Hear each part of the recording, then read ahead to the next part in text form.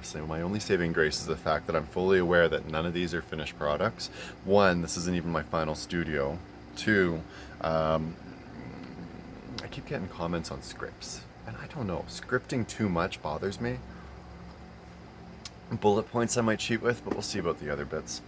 Anyway, video 0018, Major Arcana. We're going to go through card by card. I'm going to give you my key definitions of each. We're not going to get into too much detail on this because I want to actually test and see how long this takes. Future incarnations of this may... This is one video set where I probably won't remove the old videos the new video comes up, because the evolution of a person's understanding of cards, I think, is something that's really important to follow as well too. First Fool. First card. The Fool. The Fool represents new beginnings, new starts, walking off blindly into the beautiful, beautiful sunshine and probably straight off the edge of a cliff. The Fool has you going on new adventures, new beginnings, new starts, and new possibilities, and you don't have necessarily a clue about it, but the greatest thing about it is that it's a new experience, it's a fresh start, it's a possibility to learn something that you've never experienced before. Generally, it comes with positive connotations and positive flows of energy. It's not usually seeing yourself put into a situation of danger, unless it comes up like this, but we'll talk reverses in another day. I didn't even talk reverses in the last one. I'm going to definitely have to update that video. Jesus, here I go off on a tangent again. Anyway. If you see this guy come up, don't think that you're being played the fool. Rather, think of it as you're having that opportunity to go, I didn't know that before. And then you get to open yourself up in a new way and a new possibility. This is the off position before we activate ourselves, before we go into our fullest potential, which, Magician. Now, zeros and ones binary, 0 being an off position, 1 being an activated position, and the Magician being all about that activation. This is mastery of self, control of one's own abilities, the capacity to put yourself forward into the world in a forward thinking and a strong action, using the right thought patterns, the right logic, the right emotions, and the right communication, and the right amount of will. It's about laying yourself out in such a fashion that you have shown a presentable firmness of character, an identity that is concrete, and that people can rely upon and become consistent within. It represents a great capacity to really excel oneself forward and push oneself forward and put oneself out into the world to take the things that they want to accomplish. This is not a sedimentary card by any means, but more a satisfaction of finding accomplishment within one's capacity and one's full potential. High Priestess, the feminine counterpart to the Magician, sure, but I think this is more where the Magician is of what you've put out into the world. This is more what you've received from the world. This is recognizing yourself within the wheel of gifts, within the wheel of time, within the wheel of concept. This is about realizing your own intuitiveness and your own capacity to see and perceive things in ways that others cannot. And not so much things that you have developed and trained within yourself, but more things that have been honored gifts and blessings to you to help you rise up and become above the moon, one of the stars, and one of the highest points of understanding. Very, very strong feminine magic that comes through with this one. Understanding of intuitive nature, divination, healing nature, quite often I've seen more than people want to admit. A capacity for understanding that what you may initialize at birth, but more so develop into and grow into as time goes on, and you accept the gifts and accept the awareness of self. Very much a divinity, very much a royalty energy. Keeping with that royalty energy, we have the Empress next. Empress relates towards, whereas the divine feminine can be seen in the High Priestess, I would call this the mortal or queen feminine, mortal feminine or queen feminine within the Empress, simply because it relates more so towards the family, and there's a pregnancy energy that comes with the Empress. There's a nurturing capacities, motherly nature, but all with authority and all with leadership, all with direction. This is the grandma. This is the family matriarch. This is the one that you listen to and resonate with because she's got the right way to deliver it to you, the way that you need it, and she's not looking to take anyone's crap or sass. This is recognizing boundaries and control, recognizing where you have authority and where you have influence over yourself, not letting anyone overrun that, not letting anyone overtake that.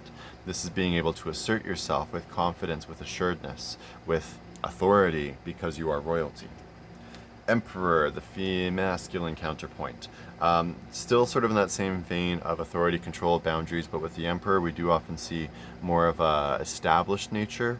Quite often relates towards victory, accomplishment, and success in some regards. But I find it very, very important to note that the ram's head beneath the hands, the identity and knowledge of self, the fulfillment of knowing oneself, that's really sort of a crucial element where the Empress can still go through some evolution as she's kind of traveling through from mother to crone. The Emperor is usually kind of found that pinnacle point, and at this point it's all decline, it's all decay. I don't see a greater point for masculine energy after this, whereas the feminine still has the crone to evolve itself into and still grow into and still understand. The relaxed nature, but still prepared nature of the Emperor is what represents this. He's sitting, he's ready, he's able, but he's also guarded, he's armored, he's ready for the next action and the next potential attack. He has found that balancing point between being the young and the energetic and being the bold and the out there, as well as being the too open to attack or the too open to overtake or too open to assault. It's an evolutionary standpoint that not a lot of people necessarily get to because there's a constant need to push when we're working with the masculine. The Emperor has hit a point where the push is not of him, but more so of what he has already created and what he is already a part. The kingdom is what grows. The Emperor just guides the kingdom. Hierophants. This one has some direct connotations towards ritualistic situations. Specifically, like going at it from a Christian background, we're talking we're talking sacraments and rites. We're talking first confirmation. We're talking baptism. We're talking final rites before funeral. And these are elements where you follow a certain dogma, a certain rigidness, a certain framework of understanding, which is ultimately what Hierophant is keyly all about.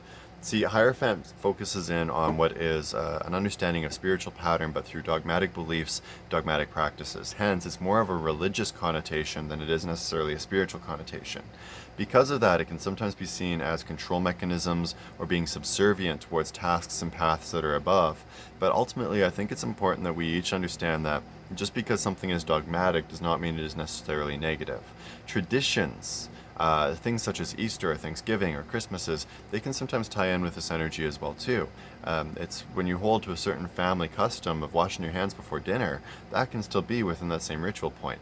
And it's simply more of a matter of recognizing what patterns of behavior and rituals of behavior we hold within ourselves, and do they control us, or do we accentuate our life through their involvement? Are they good for you, basically, being the long and the short of it. Lovers. I like lovers. A lot of people really do tie this in towards relationships almost immediately because you think lovers and it's like, oh yeah, well it has to be love, right. No, fuckers. See, there's a lot of connotations in here about recognizing the fruit versus the barren, the snake, the temptation, the possibilities. And the deeper connotation with lovers is, are you lovers for love or are you lovers for lust? Do you just like the fact that it feels really good and that's what you're digging in for and that's what you're diving on? Or is there actually something intricate and something deeper to the element of what you're involving yourself with? And this doesn't have to just be with relationships. This can be with anything. If you like working at a certain place, at a certain job, because the job's lax and you get paid to do little, sure, that might seem like a good thing, but really in the long set, if that place gets closed down and you don't have the habits and the abilities to carry yourself in the next place, well, you've just fucked yourself. I find lovers is more situations like that where you become too complacent with something that you know is not really the way it should be, and that's what comes back to bite you in the ass. So as long as you're kind of looking at the bigger picture and understanding what you're truly looking for and what your true desires are within a moment, the power of this card isn't necessarily going to fuck you up quite the same way. Rather, it gets you to kind of take that step back out of yourself and think, is this a mountain or is this a molehill? Is this really something that is worth the energy I'm about to invest? Or have I just gotten myself caught up in a trap? Chariot. Anytime Chariot comes up, I always tell a story. The story is, you are guiding yourself upon a long stretch of road, mountain road no less, and you have in front of you a white horse and a black horse pulling your chariot. That white horse is noble. and steadfast and committed and strong steed with a good nature and a good heart, and it's going to do exactly what you command it to. It's tamed properly. That black horse don't give two shits, though. At the end of the day, if you give it any room to rebel or pull away from you, it will do exactly that. If it sees that edge, it's going to get spooked, it's going to jump, and that's going to transcend all of you over the edge. If there's some pretty mare over there that it wants to mount up the back end of, it's going to sure damn well try. And you have to make sure that you're letting that black horse not run you and run your life. If you surrender to those impulses, if you surrender to those encouragements, and yes, this kind of ties in with the Lover's card. If you haven't noticed yet, most of them work in pairs. Duh. Anyway, it still comes back to making sure you're keeping control on that darker side and that darker element and not letting impulses pull you in the negative way. But sometimes those impulses are old behaviors, old habits, and old trainings that we just have to do away with or pull under our discipline as firmly and as carefully as possible. See, it's you that has to keep things well managed. A better telling of the story would be the indigenous approach of the white wolf and the black wolf, but the end result is still the same. That which you feed is what you become. And if you want to become the darkest part of yourself, then by all means have fun, feed this side. But this is where you're going to find more satisfaction with yourself and the capacity to actually sleep at night when the end of days finally comes. Chariot can also relate towards movement, transference, relocation, travel, exploration. It is the energy to overcome obstacles. It is the capacity to rise yourself above the situation and be stronger than the situation. Speaking of stronger than the situation, Strength card! Anyone noticing a story yet? So Strength card relates towards, for a lot of people, power and form. And yes, no. Strength card to me is more about the strength of character. And that's not just in being thyself, but knowing in thyself. Notice the fearlessness of the woman as she pets and works with the lion. And this is one of the most common themes you'll see with any development of the Strength card. The capacity to take control of that what is wild because you are capable, you know yourself, you are complete in yourself, and that knowledge and satisfaction in self-identity makes it so that all obstacles are insignificant. This is your counterpoint to anxiety, guys. This is your push to get through the darkest days. When you are confident in your own nature and in your own self, then no one can challenge that, no one can take that away from you. Getting that confidence, though, requires a lot of sitting with yourself, knowing yourself, and acceptance of self. It's partially a healing card, recognizing that you have to go through these transformations and metamorphosis to get yourself up to that level and let go of past pains and past weights. But more than that, it's an affirmation card. It's a reminder that you are designed a certain way, you are created a certain way, and you should relish in that. And that certain way that you were created was imperfect and developing. You were supposed to go through a lifetime of training, growing, and blossoming into your true nature of self and your true evolution of yourself. And until you actually have that strength of character to actually stand up and be yourself, how can you ever take that on in the fullest form? So this card, it's all about that core energy of identity and self and strength of character. Being so not overconfident, but being so assured in yourself and being so careful in how you apply yourself that it seems to be a person that is of well thought, put together process, not one that is of knee-jerk reaction. It requires that confident nature. Hermit. I like Hermit. Isolation comes up quite a bit for a lot of people with this one. If you are isolating yourself too much, sometimes it may come into play. I've had it actually show up more so for needing that inner perspective, though. See, the Hermit has his own light and his own stick. He doesn't need to rely on the support of anybody else, and he doesn't need to rely on the illumination from anybody else. It is the incumbent upon the Hermit, rather, to put the focus entirely on just following what they know to be the right path forward. So when this shows up and is presented to you, don't think of it as you have to get away from people, but think of it as you have to get your thoughts to yourself. Really leaning in on what your own beliefs, your own opinions, and your own experiences tell you, rather than looking for others to be that satisfaction of support, direction, and path. It just dawned on me that I've... Oh no, that is the 9. Looking at it on the camera, it looks like it says 10 at the top, or 11 at the top, sorry, when this is actually the 9th major arcana. I'm going to see about flipping that at some point, but we'll deal with that in the future. So, as I was sort of rambling half-assedly on there, making sure that you're leaning on your own supports, your own power, your own capacities not letting other people take you away from the places that you want to be, but setting yourself on the grounds that you want to be upon. The ground may feel slick or slippery, but that's why you have your extra staff for that support. You're going to be careful in keeping an eye on what's going on around you as you take everything step by step, process by process, to evolve yourself into becoming where you want to be. This very much requires you to go through inner perspective and inner growth. This is not something you're doing involving other people. Wheel of Fortune. Now, we'll get into lots of debate with this one. Some people are always going to say, oh, it's the Wheel of Destiny. Anything could happen. You never know where it's going to land. And okay, I'll give you that one. Yes. But I see not a wheel that's spinning. I see a driving wheel. I see something that I can place my hands on and guide and control if I so desire. If I stay at my house every day, then the world will pass me by. But if I get myself out and put myself in the most aggressive or violent situations every day, damn right, I could get myself a reputation as a hero pretty damn quick. So, when I see this come up, I remind people that your destiny is self-designed. If you place yourself in the positions and the places where you can accomplish the things that you want, that's where the evolution that's going to happen forward is going to occur. You want to be an artist, you got to go out to the art paint nights, or go out to the galleries, or go out to the coloring studios. You have to involve yourself. Otherwise, how are you ever going to reach those destinations? You want to be a great martial artist, MMA hero. Great. Get to karate, get to boxing, get to all of it. Show participation and show activity, and that's how you create the destiny of what you want. The opportunities are there if this card shows up. The question is, are you going to apply yourself appropriately to the situation to place yourself where you need to be to make things happen? Justice card. Now, this one does for some have some legal connotations where there may be law situations or things coming up, things going through courts, absolutely. Taking it beyond that, though, I think it's more of looking at things and how they interact and relate to each other. It can't always be give from one person and take from everybody else around them. At some point, the person that's giving is going to need to take back. And justice is sort of a reminder of that. The fairness and the equitable exchange, making sure that there is a reciprocation to things, that people are not just putting themselves out and into bad waters trying to sustain and take care of everybody else that's out there. So there is sort of that measure of making sure that you're actually being fair and treating yourself appropriately and rationally with this one. But I think taking it even that step further, make sure that in all your interactions, you are both giving and taking at the same time if possible.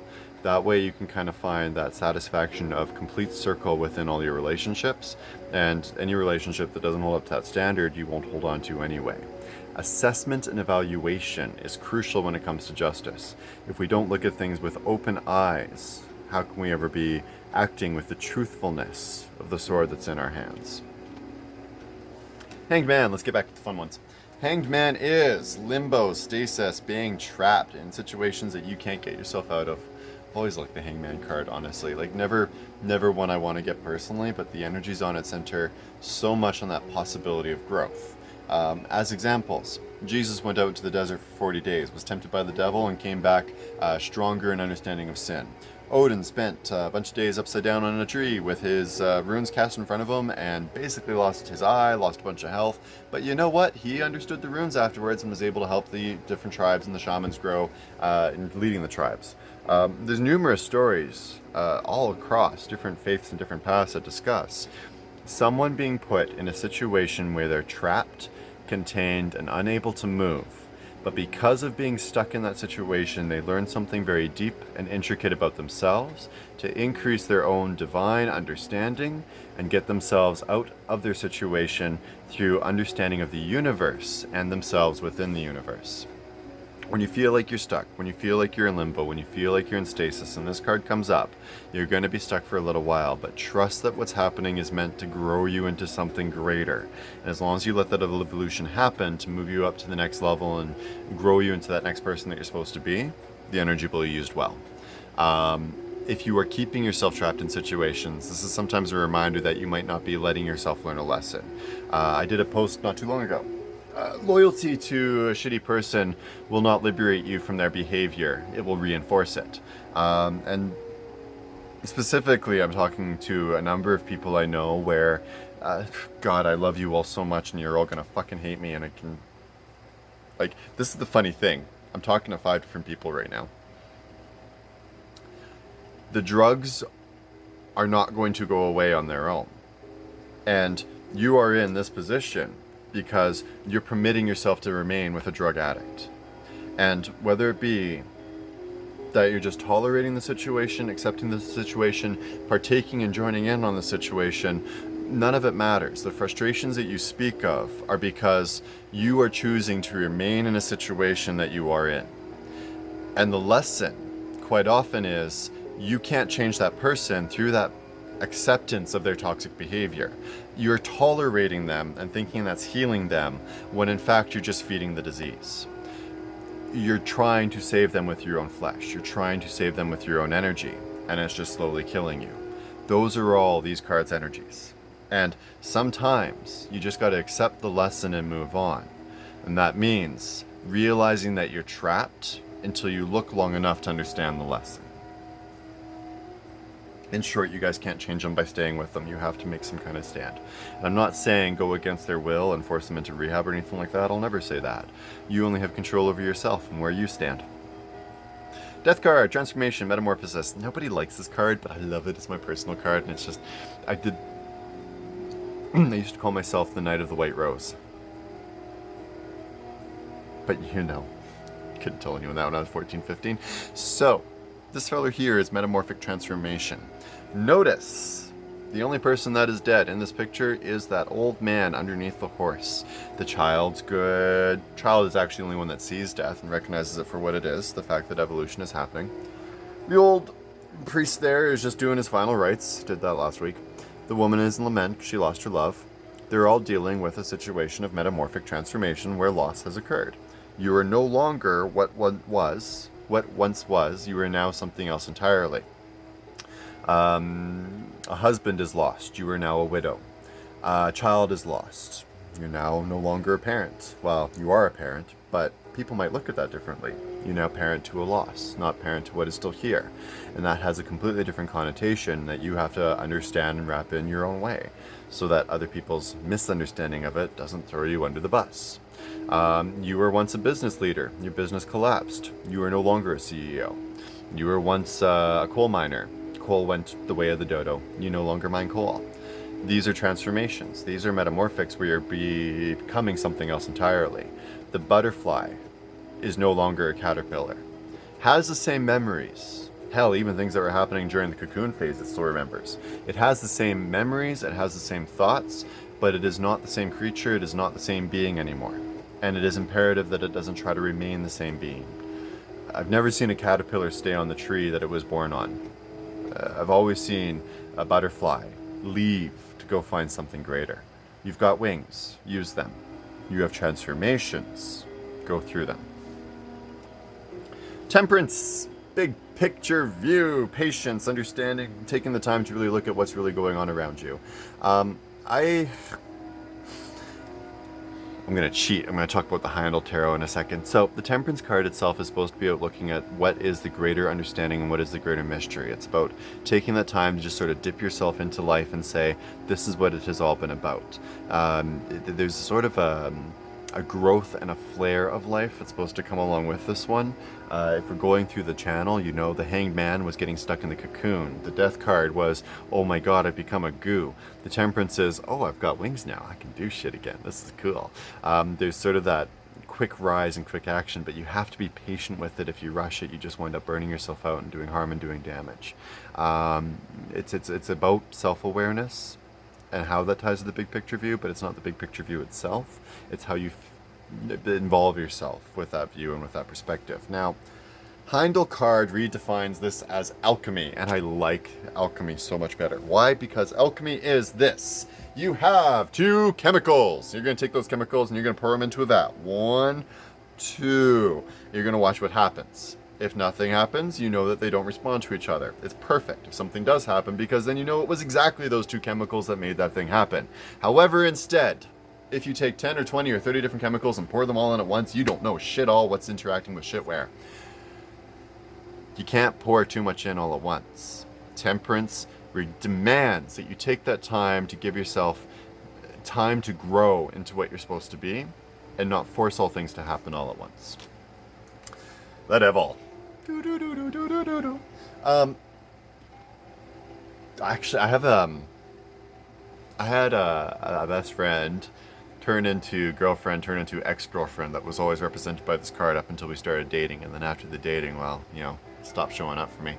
I'm sitting on that for years. And the devil card itself, I've always known it was that loss of control, loss of self, that it's basically surrendering your will to something else entirely. Still can't figure out how it applies to the girl, but truly, any situation where you're falling into an addiction to a person, a substance, a belief, or an ideology, this card can come into play, representation there. It is about recognizing that you have changed yourself to something else, and you may not even realize what you changed yourself to. But those chains can't stand, they can't stay. It's usually self-destruction, it's usually toxic, it's usually decay. And typically, only through liberation from the source point can you actually get moving on personal development again. Again, that's an addiction or being chained to a person, an ideology, a belief, a business, a job, a drug, a drink, a lifestyle, anything that has taken your will away from you and forced you to conduct yourself in such a way that you are now subservient to that which you are chained to, the devil. Such situations usually result in complete utter destruction, chaos and dismantling. This is your destruction supreme. This is the ending of things. This is the sundering. This is the marriage going through divorce. This is the company going through layoffs. This is the utter apocalypse of that which you have had faith in and confidence in because you thought it was a superstructure that would never break away from you.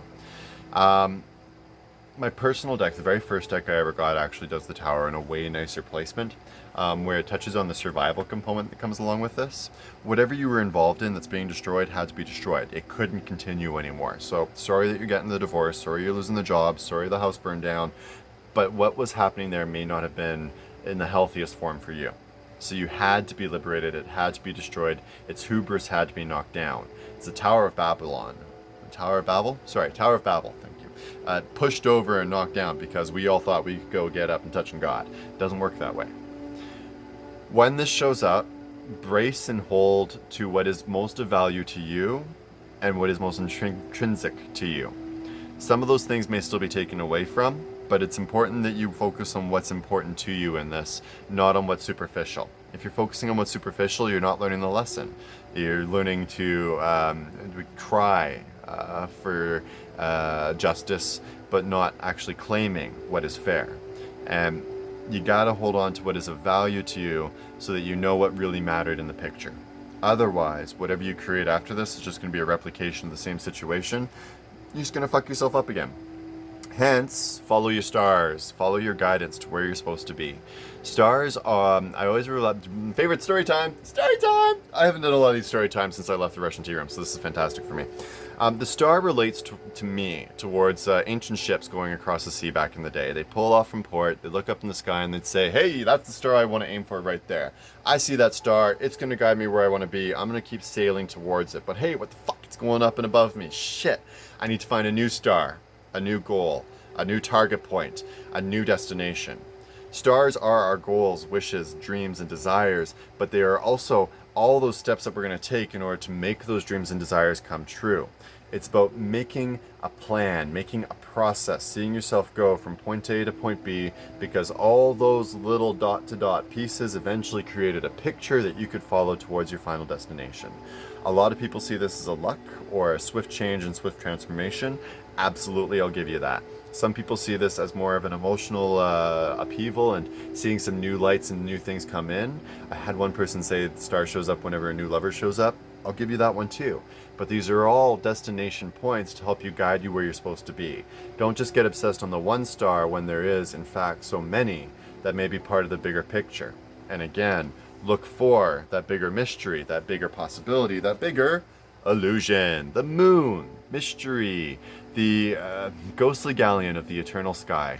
I'm a Cancer boy. I love the moon. What can I say? Moon is constantly in flux, constantly in change, it's constantly in motion. Not like one star that we've just fixated on, it's constantly moving in itself. And we have to learn to go through those motions and through those feelings, find that cycle that makes us feel like we're part of the natural world, part of the community and part of the species and the people that are around us. It's about very much looking for what may not be seen on the surface, the subconscious, the intuitive, the psychic, the dreamer state, anything relating towards mystery and inquisitive, the magic behind the physical reality that exists around us, always tied towards the moon. Lobster being the representation of the Cancer crab or water energy and the control over water that the moon represents, but not just over water creatures, but also over land creatures as well too. We venerate and worship that which we cannot interact with and that which we cannot relate to. And the moon doesn't even really give us anything more than a clock in our night sky, whereas the sun, the original God, he provides all kinds of new life, new beginnings, new possibilities, new starts, and hence the sun card can be exactly that. See the baby there? Pregnancy warning sign. Getting knocked up, definitely a risk here. New beginnings, new jobs, new possibilities, definitely a thing here. New homes, new accomplishments, victory, success. All those things that we accomplish to that highest state of, hey, we've done it, we've achieved it, we're making it. What the hell, what do you know? We're going to be the best that we can possibly be. There is an element here of celebration and success seen in the red ribbon flying away. Relates towards sort of that huge accomplishment of regality, achievement. This is who I am. This is the core of my identity. The sun bringing that life so that I can finally come up into my fullest form and fullest majesty. It's not a unicorn, it is a white horse. White horse usually represents towards that purity element, if we're going back towards that charity concept, or chariot concepts. You also get a strong energy with this of achievement. Always achievement with this one.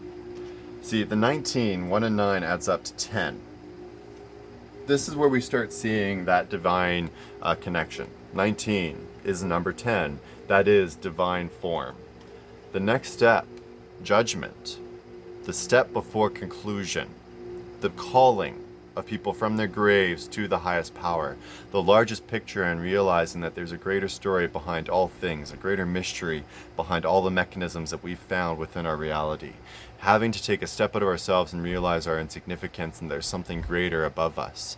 Taking a look and realizing the big picture and that life goes through a constant cycle and transformation, the constant circle of our existence, the constant continuation of reality, no matter what. Being called to that awareness of the highest point of understanding so that we can understand the world. The world represents the completion of all things. It is the wild beasts in the sky and the wild beasts on the land, the tamed cattle and humanity finding their way through all things. It is the God sitting back and saying, I believe that this has been done well and now I shall observe it as it goes through its time. It is satisfaction within that completion. It is acknowledgement that you have reached a pinnacle point and it is now time to step on to new beginnings and new starts. It is at times abandoning what you have no longer need for. Letting yourself now move on to new service, new possibility, new hopes, new changes, new metamorphic transformation. This is the concluding point before you turn off again, once again becoming the fool, preparing for the next adventure and the next escape.